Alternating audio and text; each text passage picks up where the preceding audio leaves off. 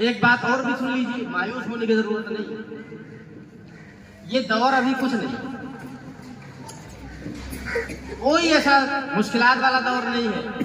और मुश्किल और मुसलमान ये समझ लीजिए चोली दामन का साथ, चाहे जहां से आप, चाहे नमरूद से शुरू करिए, चाहे फिरौन से शुरू करिए, चाहे दखयानूस से शुरू करिए, कहीं भी आते हज़रत मूसा अलैहिस्सलाम आप देखिए, हज़रत मूसा अलैहिस्सलाम को किस तरीके से अल्लाह रब्बुल इज्जत जब चाहता है किसी को बचाना तो बचा लिया। नमरूद से किस तरीके से बचाया हज़रत इब्राहीम अलैहिस्सलाम को, बचा लिया। तो मामला ये है कि जब अल्लाह रब्बुल इज्जत चाहेगा तो हमारी हिफाजत फरमाएगा, लेकिन उससे पहले हमें अपनी जिम्मेदारियों को समझना है। और जो अल्लाह के प्यारे नबी सरवर कायनात सल्लल्लाहु अलैहि वसल्लम ने इरशाद फरमाया उस पर अमल करना है। सहाबाए किराम ने औकाफ दिए, वक्त की जमीनें दी, सहाबाए किराम ने अल्लाह के प्यारे नबी के रास्ते को चुना और अल्लाह के प्यारे नबी के रास्ते पर जब चले तो मालूम ये होता है ये दस्त तो दस्त है, दरियावी ने छोड़े हमने, पहरे से पार में दौड़ा दिए घोड़े हमने। इसलिए घबराने की भी जरूरत नहीं है, परेशान होने की भी जरूरत नहीं है। दरियानूस के जमाने में सिर्फ 7 बचे थे,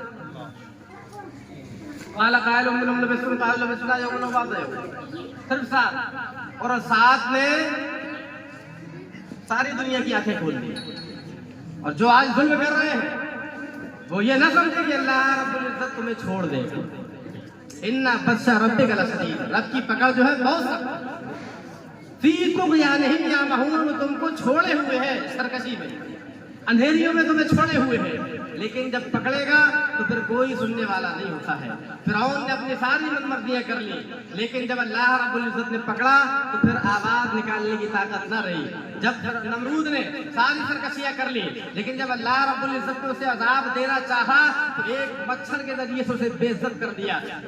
इस्लामिया खाने काबा को ढाने के लिए लोग आए तो अल्लाह रब्बुल इज्जत ने अबाबील परिंदों को भेजकर अपने खाने काबा की हिफाजत कर ली। लेकिन इस्लामिया ये सारी चीजें हैं, लेकिन ये वक्ती हुआ करती है, कभी कभी हुआ करती है। रसूल करीम जो होते हैं उनके मोजज़ात होते हैं, वो भी कभी कभी हुआ करते हैं। फिर औलियाए किराम है, फिर औलियाए किराम के मामला जब होते हैं तो औलियाए किराम भी बसा औकात मदद फरमाते हैं, बसा औकात मदद नहीं फरमाते, क्योंकि अल्लाह रब्बुल इज्जत हज़रत इब्राहीम अलैहिस्सलाम से इरशाद फरमाता है या इब्राहीम आरिना अन हाज़ा इन्नहु क़द जाअ अम्रु रब्बिक, ऐ इब्राहीम अब इनके लिए दुआ मत करो क्योंकि अल्लाह रब्बुल इज्जत का फैसला अटल आ चुका है, लिहाजा अब इन पर अज़ाब आकर के ही रहेगा। मालूम ये हुआ कि जब हम नाफरमानी करेंगे, सरकशी करेंगे तो अंबियाए किराम भी जब हमारे लिए दुआ करेंगे या औलियाए किराम दुआ करेंगे तो अल्लाह ताला इरशाद फरमा देगा नहीं नहीं अब इन्होंने सरकशी इतनी कर ली है कि अब इनको हाथ नहीं लगाना, इनके लिए दुआ नहीं करना, इनके लिए एक लफ्ज नहीं बोलना। फिर मामला वही होता है जो सीरिया का होता है, फिर मामला वही होता है जो अफगानिस्तान का होता है, फिर मामला वही होता है जो बर्मा का होता है। इसलिए वक्त से पहले हमें बेदार होना है और बेदार होकर दुनिया को ये बता देना है कि हम अल्लाह के रसूल के गुलाम हैं, हम नबी के गुलाम हैं, औलियाए किराम के गुलाम हैं। लिहाजा जहाँ गलत होगा वहाँ पर हम डंके की चोट पर खड़े होकर गलत को रोकने का काम करेंगे।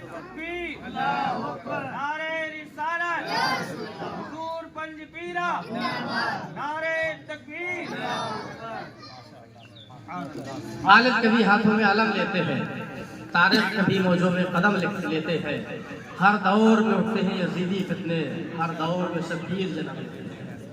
ये सोचना कि नहीं हम खत्म कर देंगे भूल जाओ।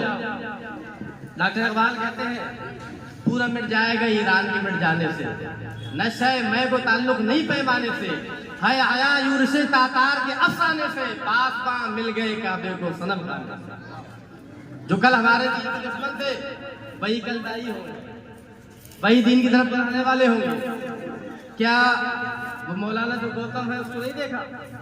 हजारों लोगों को उसने इस्लाम की राह पकड़ाई, बहका हुआ था। क्या हमारे अल्लाह के प्यारे नबी की जिंदगी आपने नहीं देखी? ताइफ जाते हैं तो अल्लाह के प्यारे नबी पर पत्थरों की बरसात होती है, लेकिन वही कुछ सालों बाद उन्हीं की औलादें दीन के लिए अपने सर कटाते हुए नजर आती है। तो ये दीन है, ये रखने वाला नहीं है। लेकिन हमें ये करना है कि हमें अपना दीन मजबूत रखना है। अपने आप को मुसीबत कैसी लिया जाए, मुसीबतें परेशानियां किसी भी तरह की आ जाए, किसी भी स्टेज की हो, लेकिन हमें अपना दीन भी बचाना है, ईमान भी बचाना है। और बहुत से लोग आज कन्वर्ट हो रहे हैं, क्या देख रहे हैं कि हुकूमत बहुत उनको सपोर्ट कर रही है, ये सारी चीजें हो रही है। बिरादरान इस्लामिया, ये याद रखिए, हम जिंदा में जितने फायदेमंद हैं, मरने के बाद उससे 10 गुना ज्यादा फायदेमंद है। आप देखिए रबी साल फरमाता है, जो लोग अल्लाह के राह में कत्ल किए जाए उन्हें शहीद मत कहो, उन्हें मुर्दा मत कहो, मुर्दा मत कहो, वो शहीद है। बल्कि वो अपने रब के पास रिज़्क़ पाते हैं। तो अगर हम अपने दीन की इस्तकामत के लिए, दीन की अजीमत के लिए अगर शहीद भी हो जाते हैं तो शहीद का दर्जा तो वो है। अल्लाह के नबी इरशाद फरमाते हैं, अल्लाह ताला बगैर हिसाब किताब के उसे जन्नत में जगह अता फरमाता है।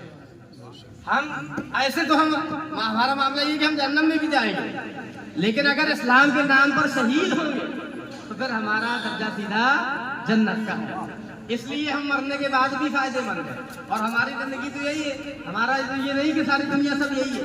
दुनिया की हकीकत क्या है? रब इरशाद फरमाता कलम है बसर अकरम, सारी दुनिया जो जब से पैदा हुई क़यामत तक, इस दुनिया की हकीकत ये कि जैसे पलक झपकी है उससे भी कम। आप समझ लीजिए इस दुनिया की हैसियत क्या। अल्लाह के इरशाद फरमाते हैं कि दुनिया की हैसियत अगर अल्लाह के नजदीक मक्खी के पर के बराबर भी होती तो किसी गैर को कुछ भी न देता। इसलिए बिरादरान इस्लामिया घबराए भी मत, परेशान भी मत हो, लेकिन गलत काम से आप तौबा करें, हम तौबा करें, अच्छे कामों की तरफ आए और अल्लाह और रसूल के जो पैगामात हैं उनको फैलाएं, दीनी तालीम